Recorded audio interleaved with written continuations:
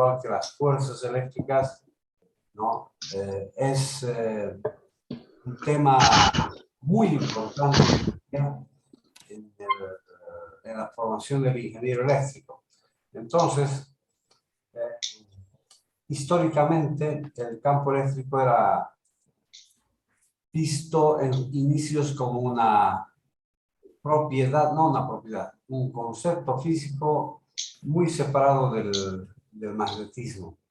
Apenas se constituía en un intermediario para el cálculo de las fuerzas eléctricas, porque obviamente en aquellos siglos, del siglo XVIII, perdón, en el siglo XVIII, la intención era seguir desarrollando la física como se había desarrollado la mecánica. Entonces, la mecánica es una ciencia que está basada en el formalismo newtoniano, que es un formalismo sostenido o basado en las fuerzas. Entonces, naturalmente, la electricidad y el magnetismo también debían haber estado sostenidas en este formalismo de fuerzas, de movimiento, de aceleraciones. Este era el fondo del desarrollo, ¿ya? Pero a medida que evoluciona el pensamiento científico, llegamos al siglo prácticamente siglo XIX, y es cuando el desarrollo de las matemáticas hacen pensar que hay una manera diferente de enfocar las cosas. Y entonces la electricidad y el magnetismo, que se creían ciencias diferentes, en realidad habían sido nacidas, digamos, de la misma madre. La electricidad y el magnetismo son hermanas gemelas del electromagnetismo basado en las cargas eléctricas, de tal manera que algo tendría que existir que sea propia de la carga eléctrica, y es el campo eléctrico y el campo magnético. Entonces ahora vamos a ver lo que es propiamente el campo eléctrico, ¿no? Cómo se asocia a la carga eléctrica y cómo se trata el campo eléctrico, cuál es la teoría del campo eléctrico, ya no es un intermediario solamente para el cálculo de las fuerzas eléctricas, sino es una propiedad misma de las cargas. Entonces, les voy a dejar con la profesora Constanza para que veamos lo que es el campo eléctrico. Y después nosotros lo vamos a asociar a nuestro libro y ¿cómo se llama? Para hacer los programas correspondientes. ¿Ya? Entonces voy a transmitirles, voy a compartir un ratito la pantalla.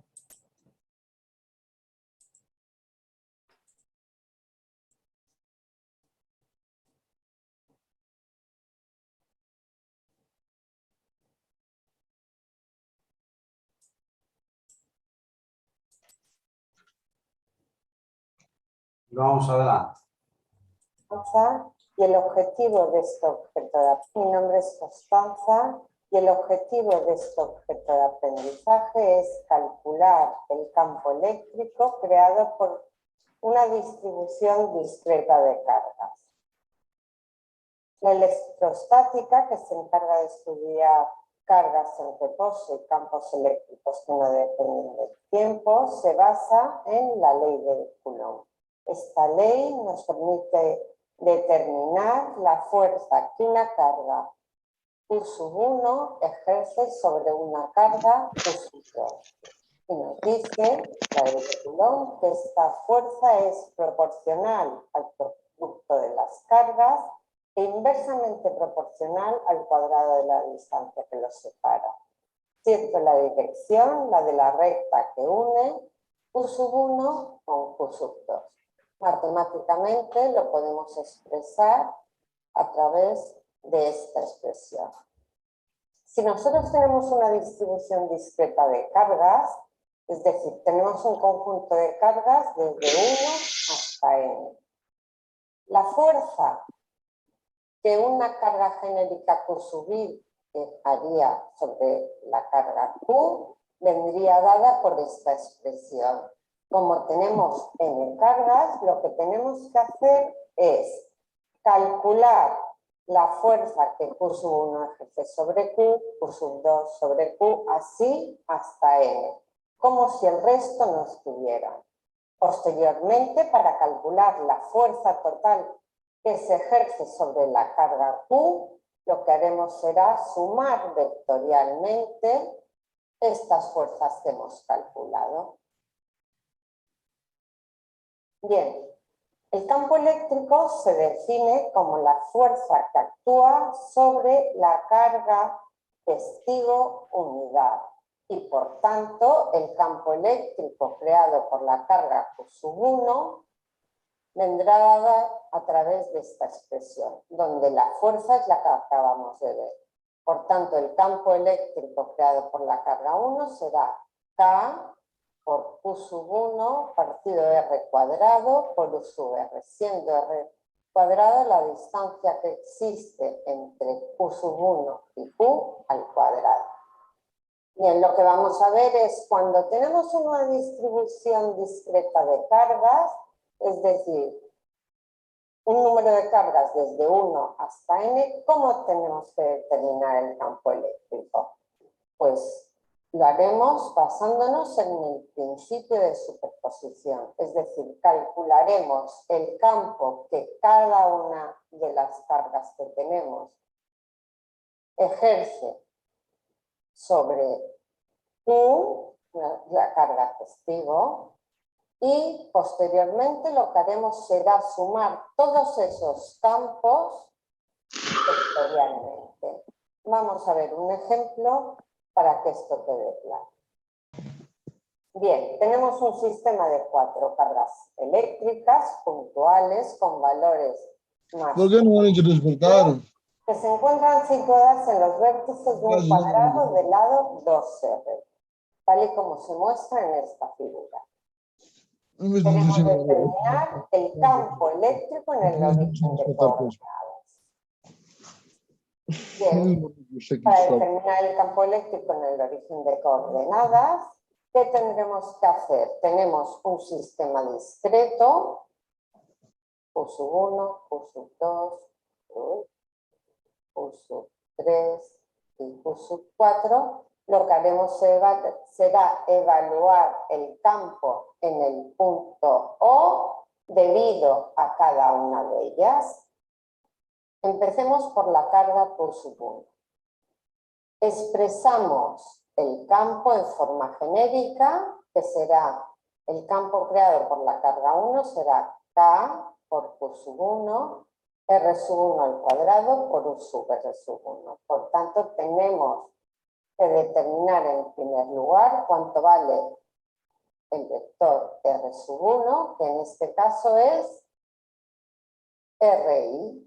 Esto vale R, y el vector que va desde esta carga hasta este punto es en esa dirección y sentido, por tanto es RI. Su módulo es R y por tanto el vector unitario es I. Si ahora sustituimos el valor de la carga, que tenemos en cuenta que es negativa, nos queda la expresión del campo. Hay que señalar que el valor de la constante K también se puede expresar como 1 partido por 4pi epsilon sub 0, que es lo que hemos hecho. Dibujamos el campo y vemos que lleva esa dirección y ese sentido. Pasamos a evaluar el campo en O debido a la carga Q sub 2.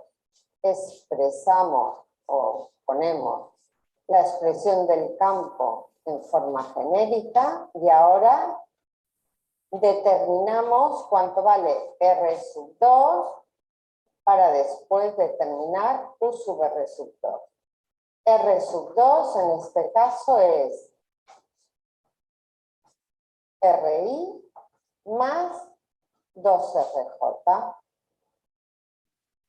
Por tanto, su módulo será R cuadrado más 4r cuadrado, luego será r raíz de 5. Dividiendo este vector r sub 2 entre el módulo que acabamos de comentar, obtenemos u sub r sub 2. Tenemos que sustituir el valor de la carga. La carga vale Q, positiva, y por tanto E sub 2 viene dado por esta expresión de aquí. Esto es el vector unitario y 4pi epsilon sub 0 es el valor de K. 5r cuadrado es r al cuadrado. Dibujamos este vector campo y pasamos a evaluar el campo que la carga 3 crea en O y posteriormente el de la carga 4. La carga 3. Expresamos el campo en forma genérica, determinamos el vector R sub 3, en este caso es menos RI más 2RJ, el módulo vuelve a ser R raíz de 5 y por tanto el unitario será menos 1 partido raíz de 5i más 2 partido raíz de 5j. Bien, tenemos en cuenta el valor de la carga, es positivo. Sustituimos en la expresión general y obtenemos esta expresión del campo. La dibujamos y ya tenemos el vector E sub 3. Pasamos a la carga 4, que es la última que nos falta por evaluar. Expresamos el campo en forma genérica, expresamos cuánto vale R sub 4 menos RI, ya que esto vale R, y R irá dirigido en esa dirección y sentido, menos RI, su módulo vale R y por tanto el unitario será menos I. Ahora, ¿qué tenemos que hacer? Sustituir el valor de la carga. Es negativa y por tanto menos por menos más y nos queda Q partido por 4pi epsilon sub 0 R cuadrado por I. Bien, ya tenemos, lo hemos dibujado ahora, y ya tenemos los 4 campos, debido a cada una de ellas, dibujados. ¿Cómo evaluamos el campo total en el punto O? Pues hemos dicho que lo que tenemos que hacer es sumar vectorialmente estos campos. Bien, este campo y este, fijaros que tienen la misma dirección, pero el sentido es contrario, menos, y aquí tenemos un positivo. Luego, la suma de estos dos sería 0. E sub 2 y E sub 3 tienen la componente X también igual y de sentido contrario. Luego, esa contribución sería 0. Y por tanto, el campo total solo va a tener componente en la dirección del eje Y, es decir, componente. Efectivamente, nos ha dado eso. Bien, cuando lo dibujamos, va hacia arriba. Si lo hiciéramos gráficamente, la componente de este vector en esta dirección iría hacia aquí y la de este en esta dirección iría hacia aquí. Luego se anularían y por tanto gráficamente también podríamos determinar que la suma, el vector campo total va en esa dirección y sentido. Chicos, la explicación muy pausada, muy buena de la profesora Constanza, ¿ya? Y lo que quiero recalcar aquí es que el campo eléctrico es una expresión de la ley de Coulomb. Nosotros en la ley de Coulomb hemos dicho que cuando dos cargas son de signo opuesto, entonces la fuerza es atractiva.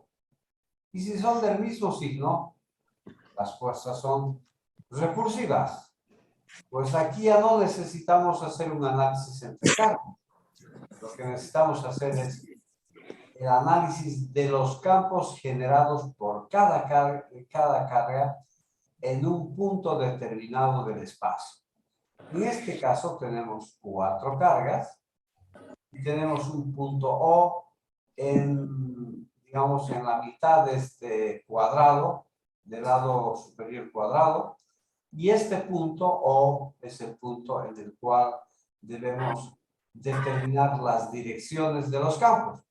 Pero los campos ya no son atractivos o repulsivos, no son convergentes o divergentes. Entonces, en este punto, como ustedes ya han visto en el video, se establecen, por ser 4 cargas, se establecen 4 campos.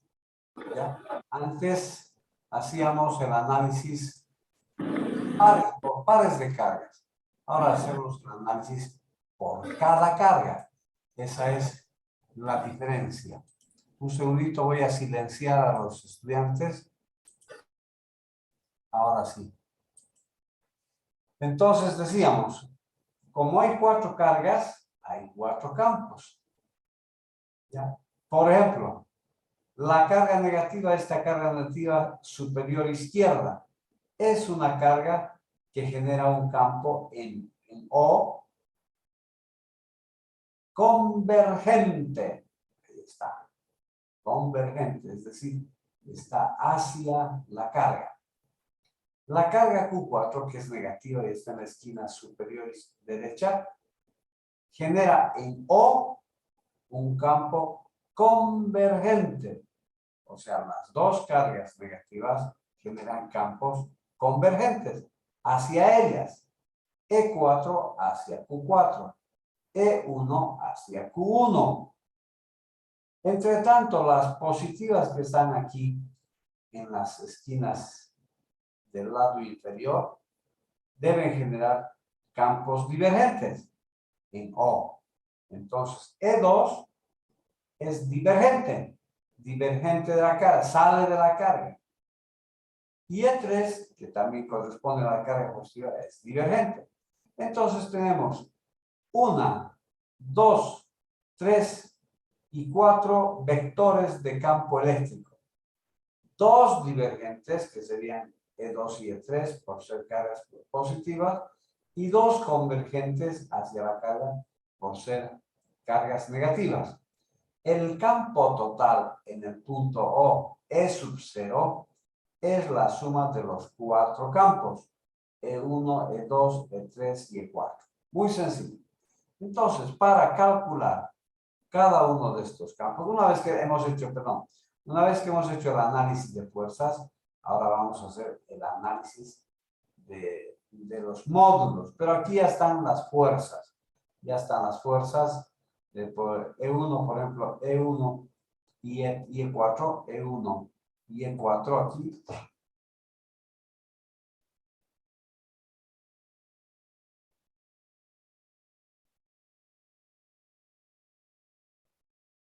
Ah, no, esto no es así, ¿no? Aquí le falta el signo negativo.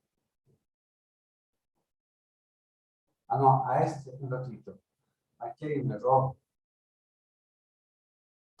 E1 es negativo. Ah, sí, está bien. E1 es negativo, E4 es positivo. Ah, ya, está bien, está bien, está bien. E4 es positivo, está bien, está bien. Y E2 tiene dos componentes. X positivo y E positivo. X positivo y E positivo. Y E3 tiene componente X negativo y E positivo.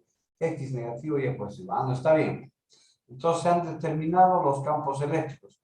Pero previamente deberíamos haber determinado los valores de los campos y sumarlos. Bueno, he hecho un análisis vectorial. esto ya es conocimiento de la física 1. Listo. Eso es, chicos. Entonces, los campos eléctricos los tratamos de manera similar a las fuerzas, con la diferencia es de que en las fuerzas existe el producto de cargas. En los campos solamente la carga fuente. La carga fuente Q, Q1, Q2, Q3 y Q4. ¿Ya? Y además, la otra cosa es que los campos, al igual que las fuerzas, son cantidades físicas aditivas. Pero se suman, se añaden o se suman los campos de manera vectorial, no de manera escalar. Se suman en sus componentes. Por ejemplo, acá E1 y E4 son iguales y opuestas. E1 y E4 son iguales y opuestas. Y al sumarlas, ¿no? A lo largo del eje Y se anulan. Ahora acá, las componentes de 2 y E3 en el eje X, donde está aquí, 1 sobre raíz de 5 menos 1 sobre raíz de 5 se anulan, ¿ya? Y solamente queda la suma de las componentes verticales. Entonces, de esa manera obtenemos. Voy a pasar a un segundo videíto. Todo esto lo estoy sacando, como siempre, del plan de clases. O sea, ustedes tienen que entrar al plan de clases. Si quieren volver a ver el video, entonces van al plan de clases.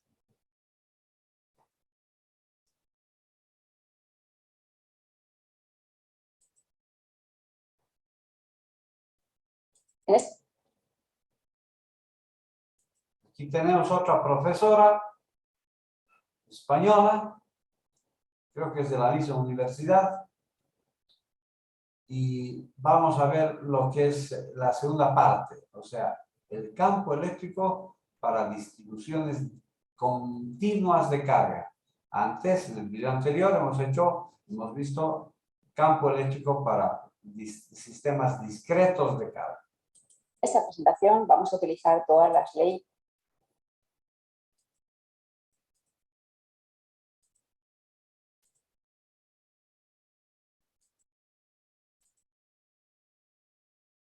En esta presentación vamos a utilizar todas las leyes, propiedades y principios que caracterizan al campo eléctrico para calcular los efectos que tienen en el espacio, en este caso los sistemas continuos de carga. Tenemos que recordar que como sistemas continuos de carga podemos tener diferentes tipos de distribuciones de carga. Una distribución longitudinal, como la que aparece aquí con un cable, con una forma arbitraria, o una distribución superficial. Tengo que considerar entonces ya dos dimensiones y diferentes diferenciales de superficie que deberé tener en cuenta, bien elegir su forma para que las integrales me resulten sencillas, o en volumen, como una representación arbitraria aquí. Para cada uno de los casos, a la hora de analizarlo, bien distribución longitudinal, determinada la distribución de carga mediante la densidad longitudinal a partir de lambda, podré calcular el campo eléctrico global a partir de integrar para toda la longitud de mi distribución. La profesorita está nerviosa, naturalmente, porque los ingenieros pues no hemos nacido para ser artistas. Podemos ser, pero cuando estamos frente a una cámara nos ponemos nerviosos. Entonces solamente voy a aclarar esto para que lo comprendan bien. Ya. Aquí tenemos tres distribuciones de carga. Una distribución lineal de carga. Una quiere decir que la carga está distribuida en la línea, como ven ustedes, y está con cargas positivas.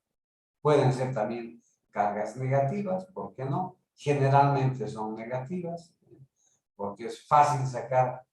no, generalmente son positivas, perdón, porque podemos sacar con facilidad a los electrones y dejar a las cargas positivas, a los núcleos positivos.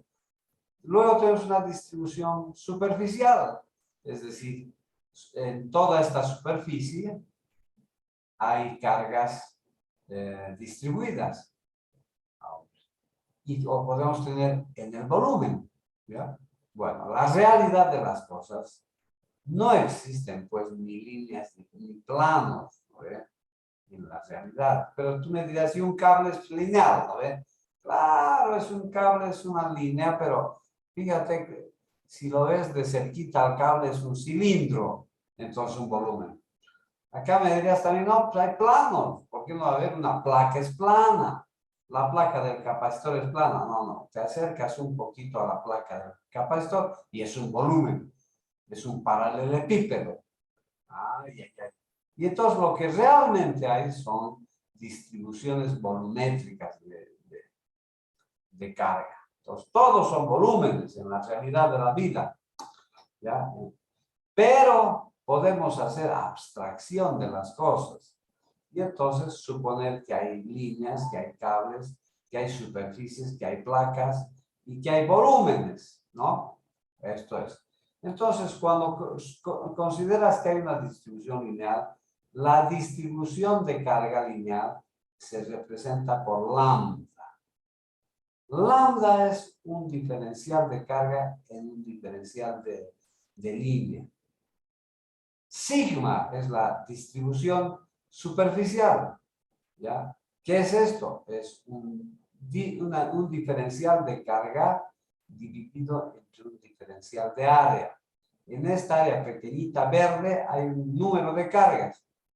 Esa carga, que es un diferencial de carga, dividido entre el diferencial de área ds, ¿ya? Entonces hace una densidad. Es como el número de habitantes de Bolivia, ¿no? Sobre una superficie. Y aquí podemos, para más o menos estimar eso, podríamos estimar cuántos habitantes hay en Cochabamba, ¿ya? O en Quillacollo, no lo sé, por una determinada región. Esa es una densidad. Obviamente no hay densidades uniformes, es otra abstracción, pero podemos considerar que hay una uniformidad de distribución de las cargas en el volumen, en la superficie. Y en el volumen es ρ. Ρ es la cantidad de cargas que están en este volumen, ¿ya? En este volumen. Entonces, este diferencial de volumen, ¿ya? Por tanto, entonces hablamos de lambda, sigma y ρ. Lambda dq de L, sigma dq de S o de A, de área, y ρ dq de B en el volumen, ¿ya? Ahora, esas tres distribuciones generan en este punto que está cerca a la línea un diferencial de campo, como si fuese una partícula puntual. En este punto P, un diferencial de campo, como si fuese una partícula puntual. Y en este punto P, un diferencial de campo como si fuese una partícula. Entonces, ¿qué hay que hacer posteriormente? Como ya está haciendo aquí la profesora nerviosita, entonces está integrando. Aquí está el diferencial de campo, que va a ser K de Q sobre R al cuadrado en la dirección UR, ¿ya? Integrado sobre toda la longitud. Luego va a aparecer lo mismo para el otro campo, pero ya no va a ser la integral sobre L, va a ser la integral sobre la superficie. Ya no, y cuando se trate de la distribución volumétrica, ya no va a ser la integral sobre la línea, sobre la superficie, sino va a ser sobre el volumen. Ahora, acá le está faltando lambda, aquí está lambda. No, dq es lambda dl. En el caso de la superficie será sigma, será sigma dl. Y en el caso del volumen será rho sigma de un segundito, me he rayado. Esto es lambda dl. En el otro será sigma de A. Y en el otro será rho de B. ¿Ya? Y esas integrales se las integrará. Mediante la densidad longitudinal A partir de lambda podré calcular el campo eléctrico global a partir de integrar para toda la longitud de mi distribución. En el caso de la distribución superficial, donde esa distribución viene caracterizada por el parámetro sigma, lo que tendré que hacer es extender mi integral a toda la superficie cargada. Y en el caso del volumen, la distribución en volumen de carga va a venir caracterizada por la densidad volumétrica de carga y tendré que integrar entonces, extenderla a todo el volumen cargado que tengo de mi distribución. Vamos a analizar diferentes configuraciones que se nos pueden presentar y que me van a ayudar a sentar las pautas que tengo que tener en cuenta para resolver este tipo de problemas. En un primer ejemplo, vamos a calcular el campo eléctrico creado por un hilo rectilíneo cargado con una densidad longitudinal de carga lambda en un punto P de su eje.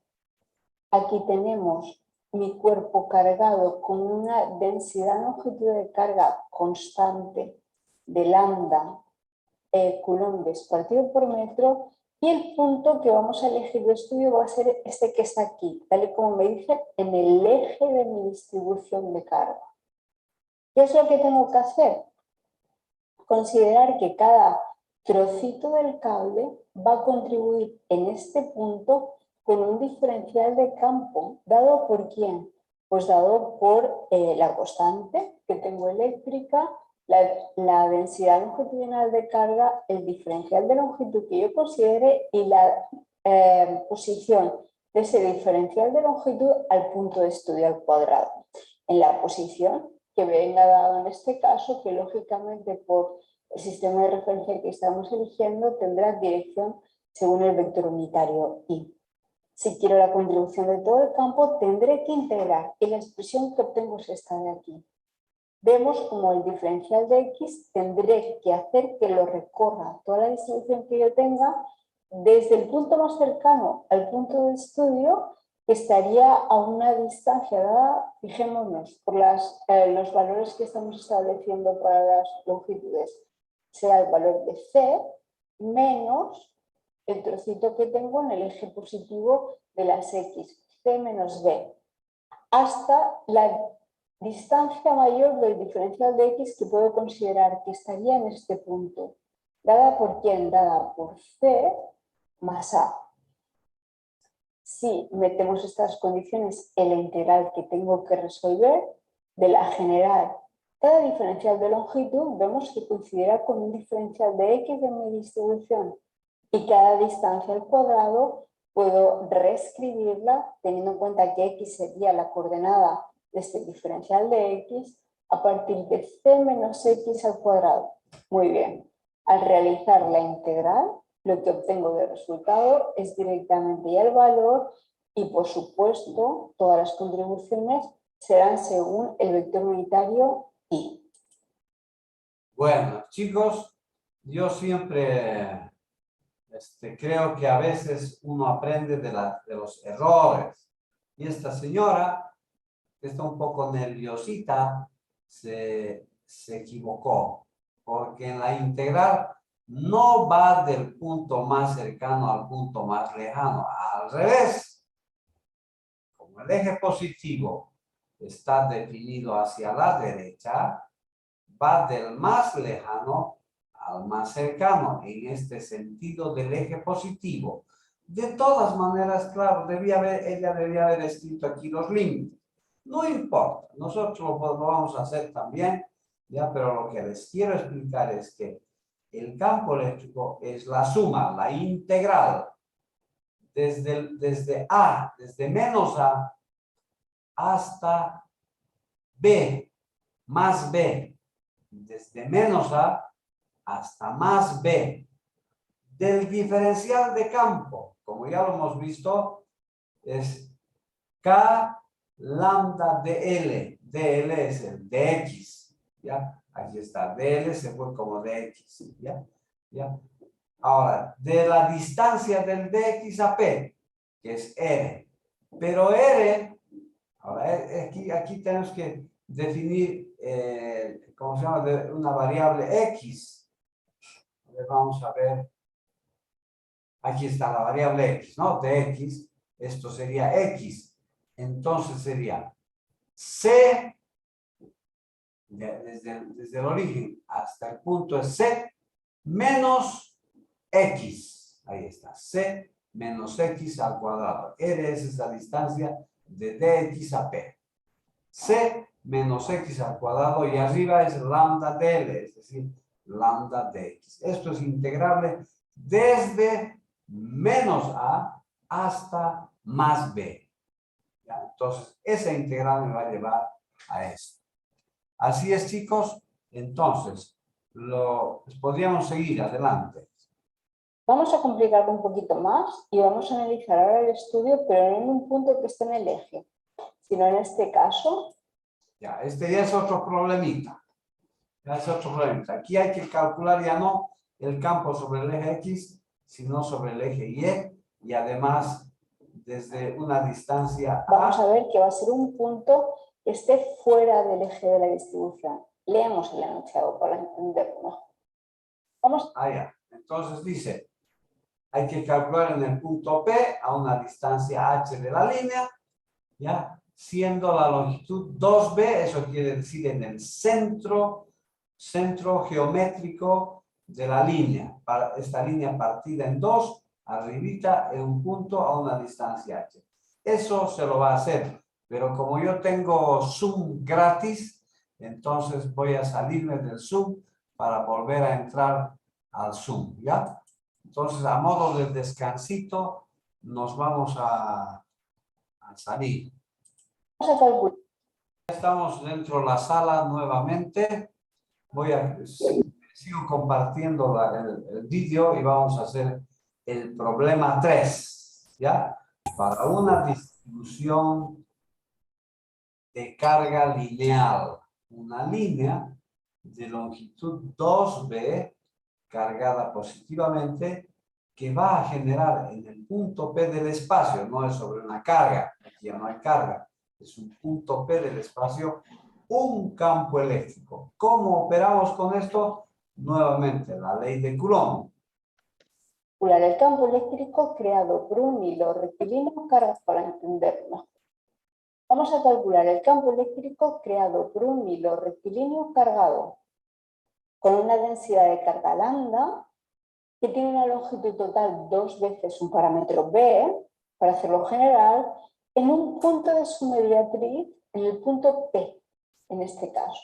Aquí estamos.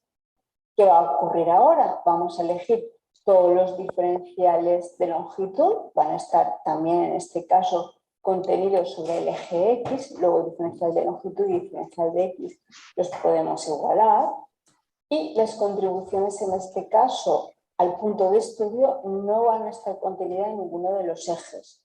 Va a venir dado a partir de lo que sería la dirección del vector unitario sub R, la distancia a partir del módulo del vector de posición R.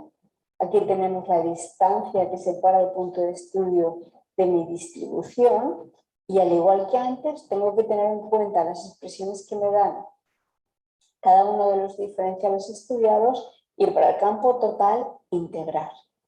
Bien, si analizo justo un punto que está en el otro lado por simetría del diferencial de X primero que estaba considerando, ¿qué es lo que inmediatamente me doy cuenta? Pues que la contribución del campo de este nuevo diferencial de X o diferencial de longitud de mi distribución pues va a proporcionarme un diferencial de campo eléctrico tal que su componente horizontal va a estar en la misma dirección que la componente horizontal del caso anterior, pero sentido opuesto, por lo tanto se van a anular. Ahora bien, las componentes verticales se van a ir superponiendo para toda la distribución. Luego, al final, lo que voy a obtener es que en el punto de estudio, por la simetría que presenta mi distribución, voy a tener solamente campo en la dirección vertical, campo SUV. Por lo tanto, tendré que tener en cuenta que puedo estudiar directamente esas componentes SUV, cada diferencial de campo como el diferencial del campo, pero proyectado sobre el eje SUV. Teniendo en cuenta el ángulo que forma el vector que me marca la posición del diferencial de x respecto de ese punto a partir de este ángulo que hemos dibujado alfa, para abarcar toda mi distribución, el ángulo lo tendré que ir recorriendo, lo tendré que ir variando desde el valor alfa igual a alfa sub 1, valor máximo, hasta alfa igual a menos alfa sub 1. Aplicando todas estas condiciones desde mi integral, un poco que marca la definición del campo, para el cálculo del campo. La componente y, que lo que tendré que hacer es proyectarla sobre el eje vertical. ¿Cómo lo voy a proyectar? A partir del coseno del ángulo, como lo tengo aquí expresado, coseno del ángulo. Teniendo en cuenta que el diferencial de longitud, diferencial de x, y que la distancia la puedo expresar también en función del ángulo que tengo y de la altura, para hacer que todos los parámetros que me parecen que tengo que integrar dependan directamente de la variable de integración, en este caso x, y pasa a ser alfa, resulta que de esta forma ya sí que puedo resolver de una forma sencilla mi integral. Y el valor que obtengo es este, que tengo que resolver entre los límites de estudio para la longitud total de mi distribución continua, que iría como 2 veces b, o desde x igual a menos b hasta x igual a b. De esta forma marco los límites desde menos alfa sub 1 hasta alfa sub 1. Resumiendo, como resultado lo que obtengo es esta dependencia para la componente vertical del campo generado por toda la distribución. Componente horizontal nula, como hemos dicho antes. Dependerá, por lo tanto, de lambda partido por 2pi epsilon sub 0, la posición del punto de estudio en alturas h, y multiplicado por el seno de alfa sub 1. ¿Qué ocurriría si mi cable fuera infinito? Si mi cable fuera infinito, esto se iría alargando y lo que iríamos haciendo es que alfa se iría abriendo hasta un valor máximo de alfa sub 1 igual a pi medios.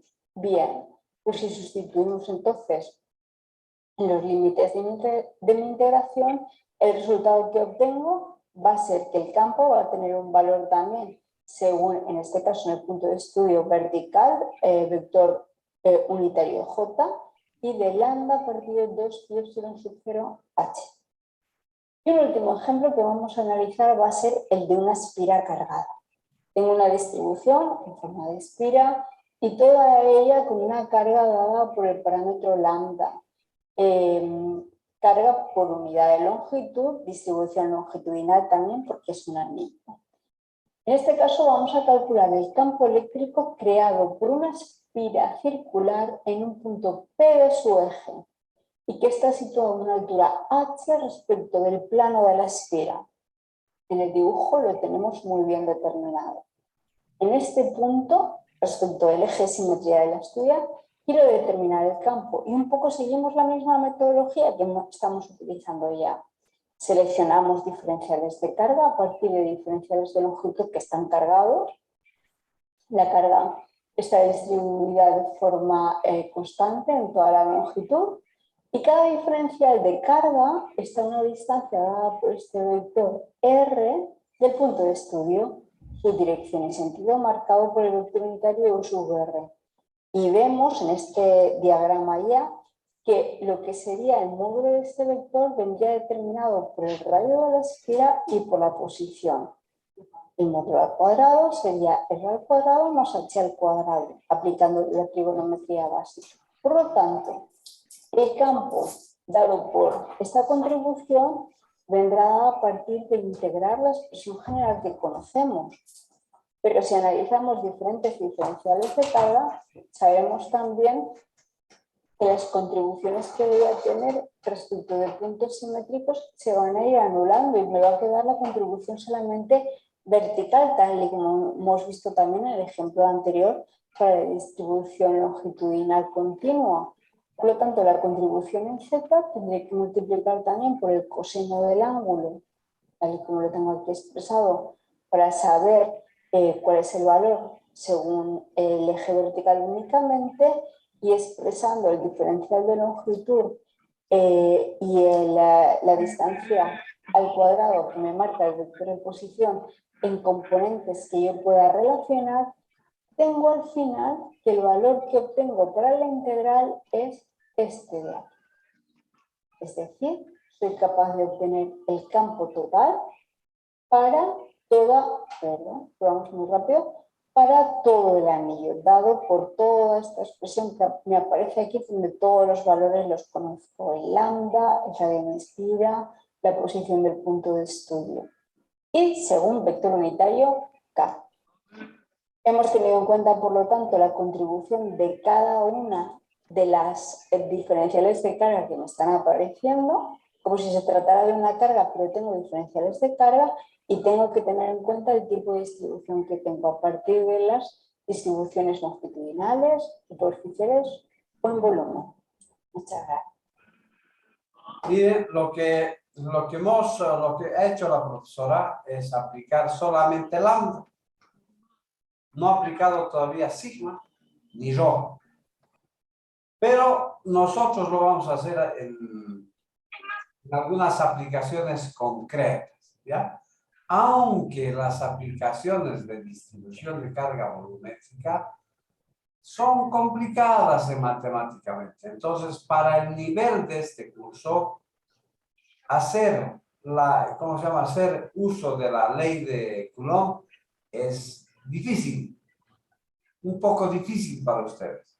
Pero hay una salida, y es que es el estudio del siguiente capítulo, que es la ley de Gauss. Con la ley de Gauss, este problema de distribución volumétrica se facilita enormemente. Así que nosotros vamos a hacer fundamentalmente líneas, como ha hecho la profesora, no sé cómo se llama esta señora, ¿ya? Líneas. El caso de distribuciones para placas, ¿ya? Para placas, porque la aplicación en capacitores es fundamental, ¿ya? Pues somos ingenieros y queremos, pues, las cosas que se apliquen. Entonces, aquí están los hilos, aquí están las placas y aquí están las esferas. ¿Qué aplicación práctica para el ingeniero? Muy poca. Muy poca, porque capacitores esféricos, muy pocos. Habrá en una que otra oportunidad, pero la aplicación, digamos, enorme aplicación está en las placas. Los capacitores de los circuitos están desarrollados bajo esta teoría. Pero ustedes tal vez se pregunten, alguno me preguntará, ¿cómo es posible, pues, que en los capacitores hayan placas? No, están enrollados y son en realidad, ¿cómo se llama? Unos cilindritos, son cilindritos los capacitores. Placas habrá en los cerámicos, en los capacitores, pero en los cilindros, digamos, en los capacitores electrolíticos son cilindros. Sí, son cilindros, pero es la verdad. Pero ahí adentro están los electrones. Y los electrones son unas partículas tan pequeñitas que ven a los cilindros como si fuesen placas infinitas. Entonces funciona, ¿ya? De eso se trata en la teoría siguiente, ¿ya? Entonces me voy a salir del video, voy a dejar de compartir y me voy a ir al libro.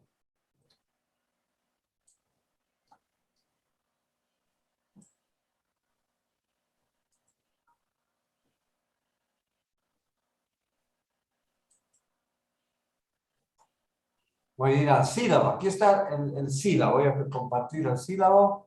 Del sílabo, digo, el plan de clases. Yo le llamo generalmente sílabo porque en las buenas universidades está el sílabus. No hay plan, ¿cómo se llama? Plan global. Ese término del plan global que seguimos todavía en las universidades, muchas de los años, que les hablo, de los años 80, de hace 40 años.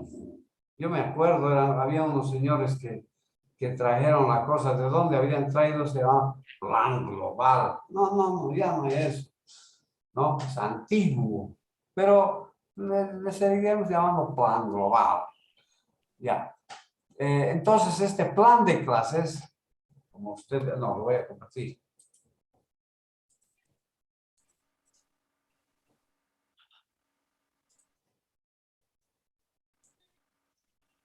Aquí tenemos el plan de clases, como ustedes ya conocen, ¿no? Estamos en la semana, iniciando la semana, segunda semana, prácticamente. No vamos a ir a la tercera y cuarta para terminar lo que es el campo eléctrico. Entonces, bastante tiempito, ¿no? En estas 3 semanas vamos a ver este conjunto de fórmulas. Fíjense, ¿ya?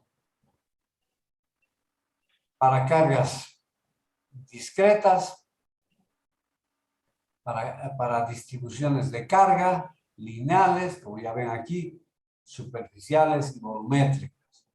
Que vamos a estudiar el dipolo eléctrico. Pucha, esto no se pueden ustedes, no podemos eludir y ustedes no pueden dejar de conocer al dipolo. ¿Cómo van a dejar de conocer al dipolo? O van a ir a otras materias donde se utiliza el dipolo eléctrico, ¿no? Y van a estar cojos. Entonces vamos a estudiar el dipolo eléctrico. Pues todos estamos ahorita, fíjense su celular, el celular tiene un dipolo. Entonces el dipolo eléctrico está en muchísimas aplicaciones, fundamentalmente en las comunicaciones a través de ondas electromagnéticas. Entonces hay que conocer.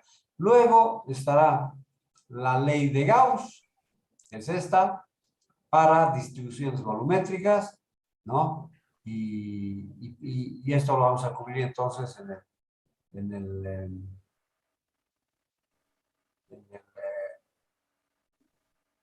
en 3 semanas.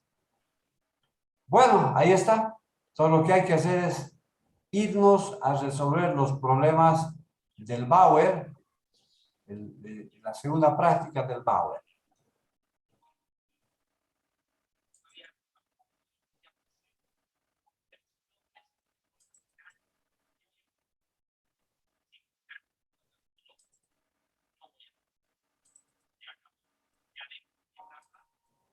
Ahí está la segunda práctica del Bauer.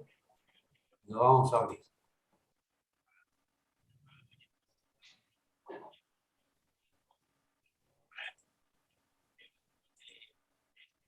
¿Listo? Y como ustedes verán, tenemos varias secciones para cubrir a lo largo del capítulo. Vamos a empezar con un problema sencillito. Voy a compartir mi pizarra. Ahí está la pizarra. Bueno, le voy a poner.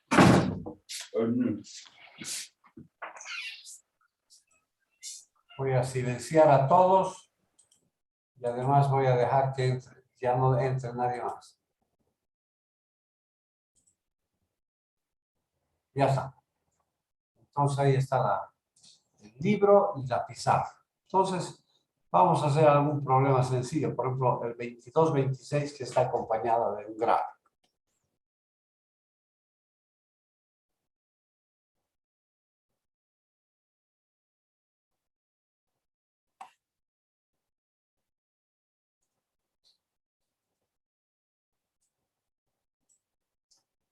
Ahí tenemos 2 cargas puntuales, una positiva rojita y una negativa azulita.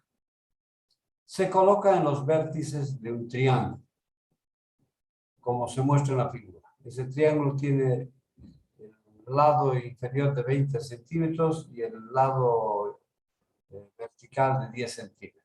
Por tanto, la distancia entre las cargas, ¿no? Es la hipotenusa. Encontrar la magnitud y dirección del campo eléctrico en el tercer vértice, es decir, en el origen, ¿no? Entonces, muy sencillo, pero lo vamos a hacer como lo hizo Constanza, si no me equivoco. Ah, no, no se llama Constanza. ¿Qué se llama la profesora?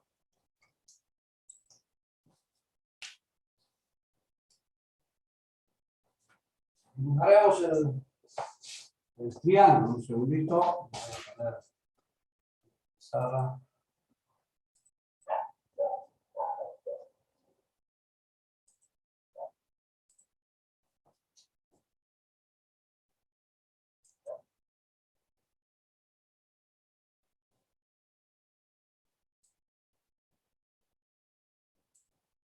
¿Listo?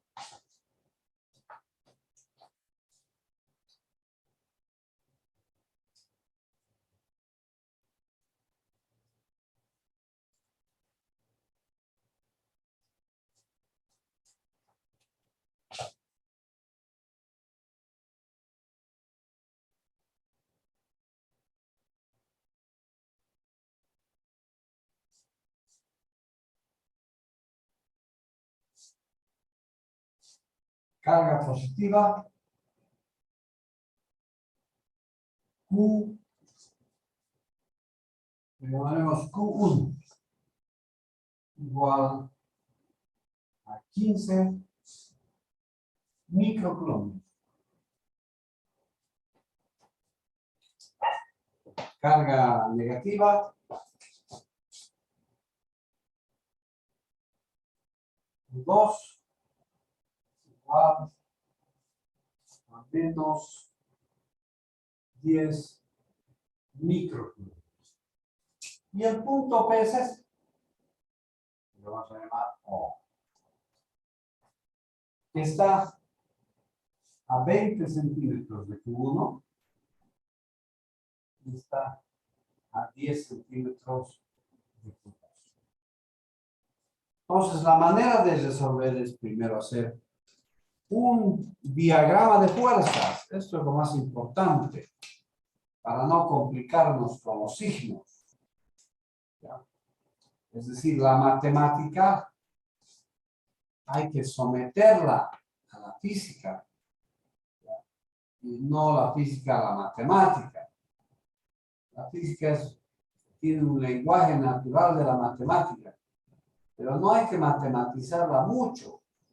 Todo lo contrario de lo que yo hago en el curso de electromagnetismo. Yo doy la materia de electromagnetismo, pero todo lo contrario, ahí se matematiza.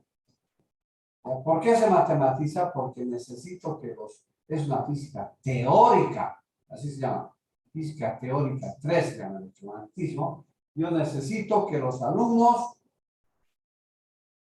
entiendan la teoría matemática, el formalismo matemático, entonces lo tengo que matematizar. ¿Ya? Porque en realidad es la matemática la que se aprende nutrida de conceptos físicos.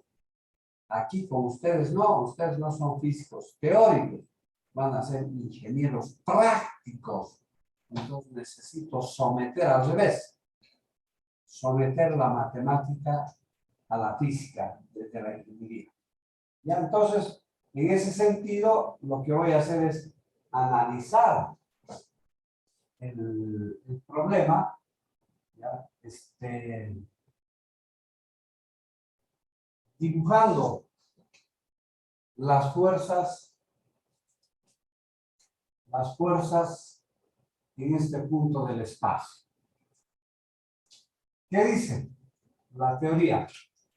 Que si la carga es positiva, el campo es divergente, es decir, sale de aquí el campo. Sale y en este punto del espacio, el campo diverge, o sea, se aleja.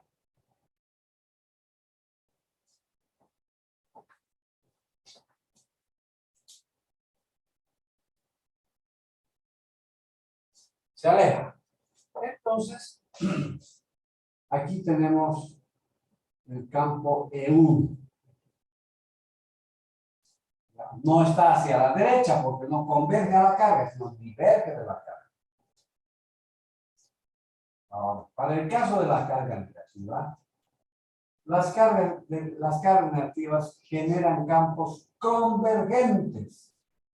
Es decir, en este punto, en vez de divergir, converge. Entonces tenemos aquí el campo. E2 vectorialmente. Con eso ya tenemos resuelto el problema. Ese análisis ya me ayuda grandemente a resolver el problema, porque después hay que aplicar fórmulas. Por ejemplo, tengo que aplicar la fórmula del campo eléctrico. El campo eléctrico en módulo es igual a K por Q sobre L al cuadrado. Esa es la fórmula. Claro, como ha hecho la profesora, tengo que poner un vector aquí y una dirección. Pero ya está bien, pero como voy a facilitar, utilizo esta fórmula. Aquí ya no hay Q1 por Q2, no hay eso. Porque no se trata de una interacción de fuerza, sino se trata de algo que está generado por una carga. Entonces, la carga, entonces piensa solamente la carga. Si ponemos otra carga más, aparece la fuerza. De manera que la fuerza será igual a una carga de cuerda por el campo eléctrico generado por la carga fuente. Pero ahorita estoy hablando simplemente de las cargas fuentes. No estoy hablando de las cargas de prueba. Aquí no hay carga de prueba, hay solamente cargas fuentes. En el capítulo anterior teníamos cargas fuentes y carga de prueba. Ahora, si coloco en otra carguita, entonces el campo total de las cargas fuente con la carga de prueba me van a generar una fuerza. Ese ya es otro boleto, es otro asunto. Por el momento solo quiero en este punto, no en esta carga, en este punto, el campo eléctrico. Bueno, entonces ya tengo la fórmula, de manera que E1 es igual a 9 por 10 a la 9, que ya saben que es la constante eléctrica, multiplicada por la carga, esta es la carga, 15 micro, dividida entre la distancia. ¿Qué distancia? La distancia L. ¿Qué es esa L? Es la distancia de la carga al punto, 20 centímetros. 0,2 elevado al cuadrado. Listo. Hacemos operaciones. Y al hacer operaciones, una calculadorita ganó rápidamente. Esto es micro, con esto se va y queda 3. Por favorcito, ¿cuánto es esto?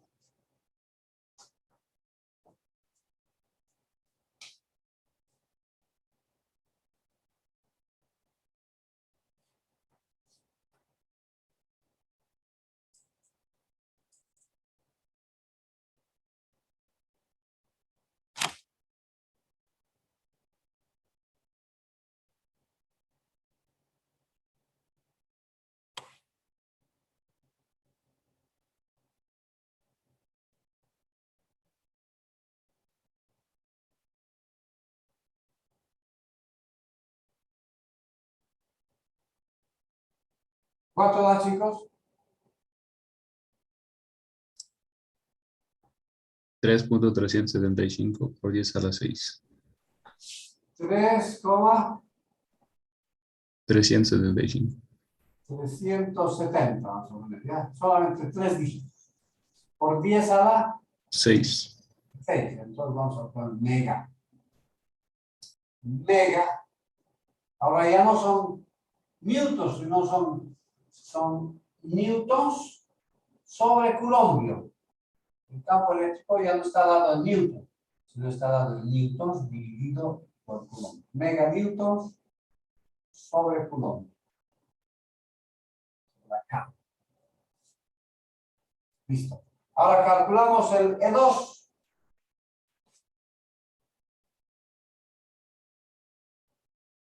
El E2, que va a ser de igual manera a 9 por 10 a los 9. Vamos a ver la carga. La carga en este caso es 10 micros.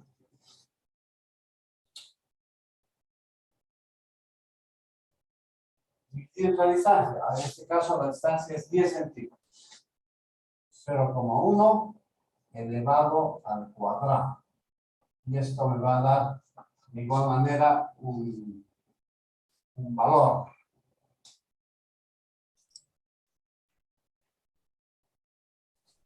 9 meganewtons sobre 9,0, ¿no? sí. Meganewtons dividido entre coulomb. Listo, ahí está. Muy bien. Ahora hay que sumarlos. Pero hay que sumarlos no como escalares, sino como vectores. Y entonces me doy cuenta por este análisis previo que he hecho que la resultante es un vector que tiene una inclinación como diagonal. De manera que entonces la suma, esto estará dado, si quieren ustedes, ya pongo aquí, no, esto no hace, sin flojera, voy a reproducir, E1 va a ser igual a 3,7, pero con un signo menos, 3,37, perdón, en la dirección I. ¿Ya? E2 será igual a 9 más 9,0 en la dirección J, ambos en meganewtons sobre coulomb. No hay unidad específica propia del campo. Se describe como unidades prestadas, newton sobre coulomb. J meganewtons sobre coulomb. Sumamos vectorialmente. Entonces, el campo en O es igual a la suma de estos. Menos 3,37 y más 9J, ¿ya? En meganewtons sobre coulomb.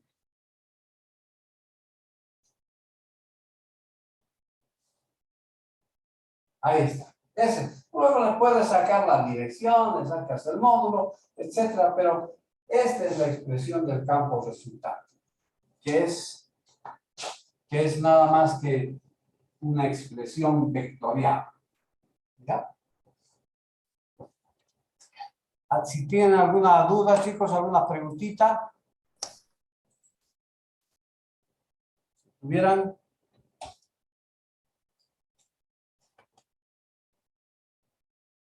Yo creo que hasta aquí está suficiente.